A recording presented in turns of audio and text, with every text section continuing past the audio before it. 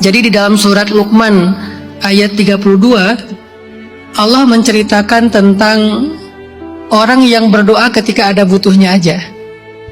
Kata Allah, wa idza ghashiyahum mawjun kadh-dhulali da'u Allah mukhlishina lahud-din falamma najjahum ilal barri faminhum muqtasid wa ma yajhadu biayatina illa kullu khattarin kafur.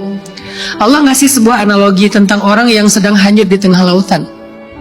Ketika orang menaiki bahtera, di tengah lautan terjadi badai, sampai maujung kadh-dhulal, sampai ombaknya itu kayak gunung, lebih tinggi daripada kapal. Tiba-tiba dia da'awullaha mukhlishina lahuddin, tiba-tiba dia berdoa, dia beribadah, dan tulus banget beribadah kepada Allah. Ya Allah, dia sholat, dia zikir, dia ngaji, dia doa. Kenapa?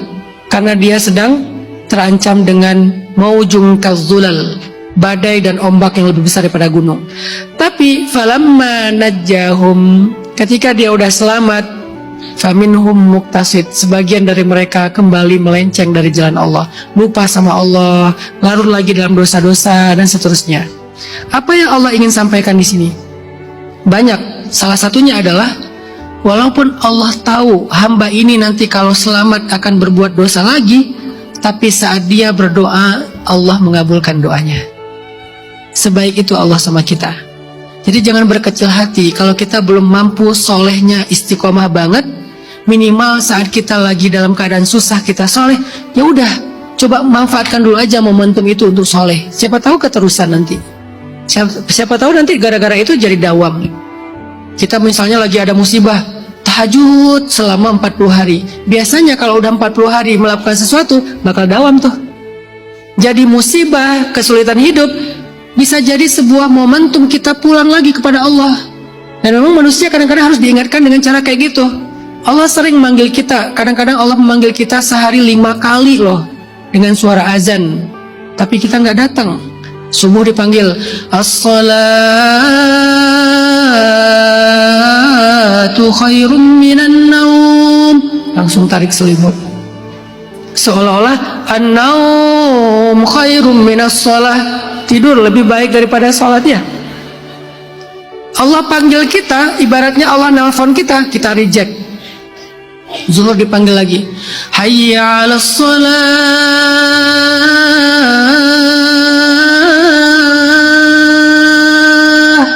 lagi sibuk di kampus, lagi sibuk kerjaan, reject lagi. Allah panggil lagi di asar, hayya 'alas shalah,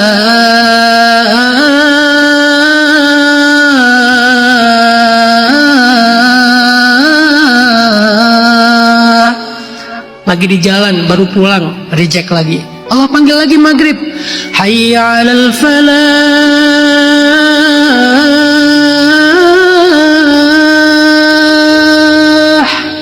baru juga sampai rumah mau mandi dulu, reject lagi. Allah panggil lagi isya, hayya 'alal falah,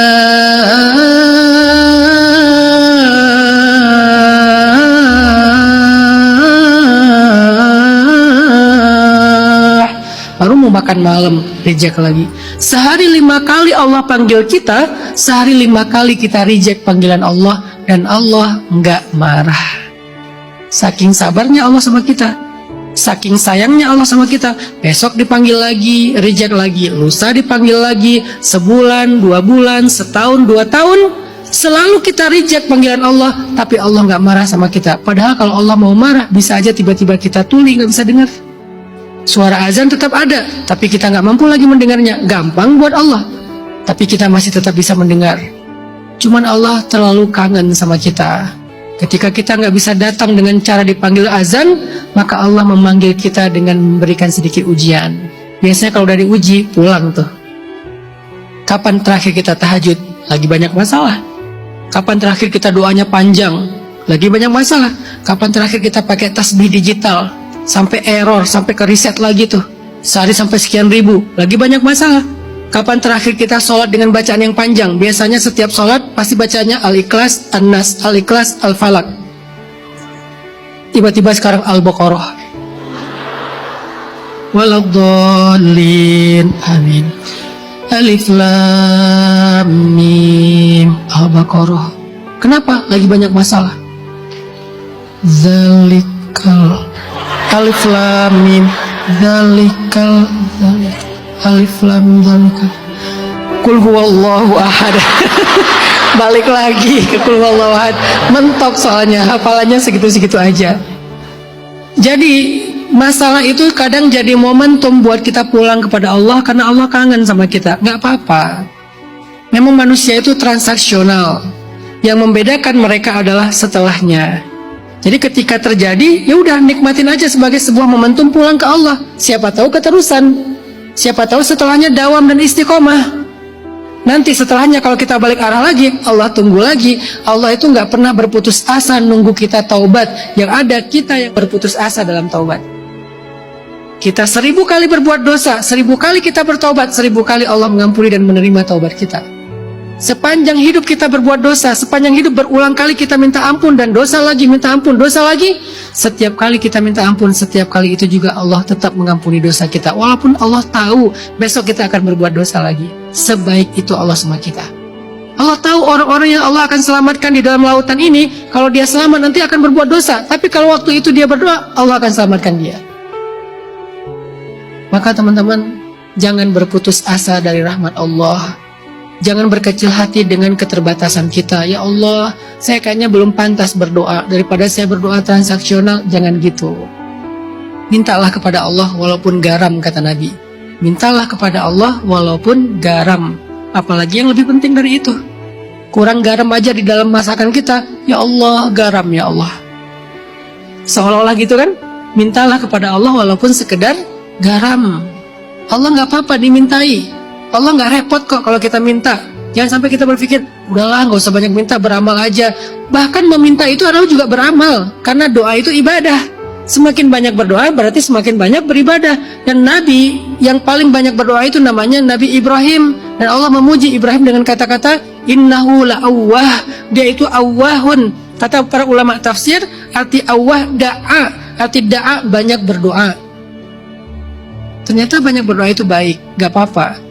Berharap saja setelahnya kita bisa istiqomah. Tapi waktu itu berdoa aja, minta aja yang terbaik di sisi Allah. Kemudian pertanyaan yang pertama, gimana ya cara kita melakukan hal yang terbaik untuk membahagiakan keluarga kita, tapi juga nggak melupakan hak diri kita sendiri. Jangan sampai kita berpikir untuk membahagiakan keluarga, pasangan, orang lain, saudara, ipar adalah ya keluarga lah. Jangan sampai kita berpikir membahagiakan keluarga sampai kita melupakan membahagiakan diri kita sendiri. Terus gimana caranya? Nasihatnya sederhana. Be the best version of yourself.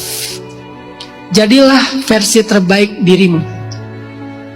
Maka kamu otomatis membahagiakan orang-orang di sekitarmu. Jadi kalau kita pengen membahagiakan keluarga kita, orang tua kita, atau nanti pasangan kita, anak-anak kita, jadilah versi terbaik diri kita.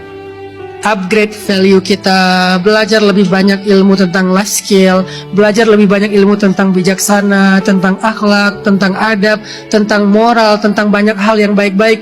Upgrade terus value diri kita, jadilah versi terbaik diri kita. Otomatis di waktu yang sama kita sedang membahagiakan orang di sekitar kita. Dan juga membahagiakan diri kita sendiri. Jadi jangan berpikir tentang membahagiakan mereka adalah menuruti kata mereka. Nggak selalu gitu juga. Kadang ya, kadang nggak.